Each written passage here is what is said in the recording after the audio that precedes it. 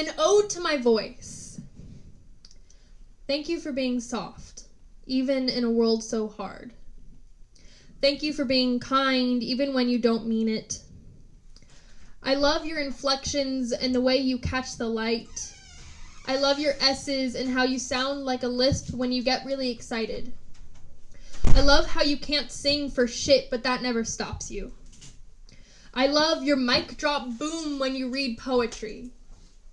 I love how you say, I love you. I love how you say, I'm not a girl. I love how you say, I hate my voice. I love how loyal you are even when I try to change you.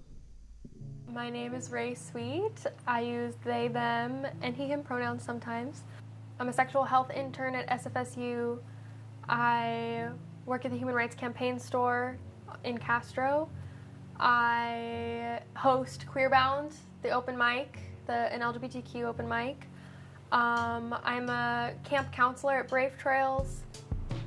As an LGBTQ person, a lot of the people in my life are LGBTQ as well, and demographically, LGBTQ people deal with a lot of shit, and so I've had to be a supporter for a lot of folks dealing with a lot of trauma, and that's probably the biggest obstacle in my life is trying to be there for all these people and also be there for myself. So as a sexual health intern at SFSU, I have learned about sexual health. I went to trainings and learned about the different aspects of sexual health and intersections and health equity, and then took out the Kano caboose where I pass out safer sex resources and do various things that people ask us to do as sexual health educators. Last semester we worked on creating Sexpo, which was a sexual health resource fair and workshops. And so that was our big event that we had worked on, and bringing in other organizations and providing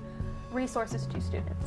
Queerbound, once a month I show up and I provide the rules of the space and try to make it a safe space for everybody to feel comfortable and welcome, and respect each other and respect their time and respect their art and show respect for their art and show support of the art by buying and selling stuff, by complimenting each other on their art, and really trying to push each other to keep doing it and keep creating and performing. And so that's kind of the tone I try to set, and then I open up every open mic with my own poetry to kind of get everybody into the mood. And I always perform one poem that scares me to perform to make sure that everyone's on the same page as this is a vulnerable space, and to respect the vulnerability. That I don't have a legacy is a big fear of mine. My narcissism is showing a little bit, but that's a big fear of mine, is that all the work that I do is for nothing, and that I don't positively affect people's lives. My advice to people who are in the closet is to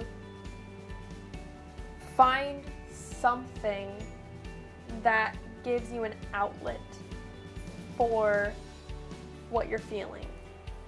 And you might not be in a safe space where you can talk to people, but maybe journal. Or if you are afraid of someone reading your journal, finding something in your life that gives you space. To anyone who's wronged me or yelled a slur, I would tell them that I'm sorry, that they live a life where they can't step outside of their boxes. And I would encourage them to be curious.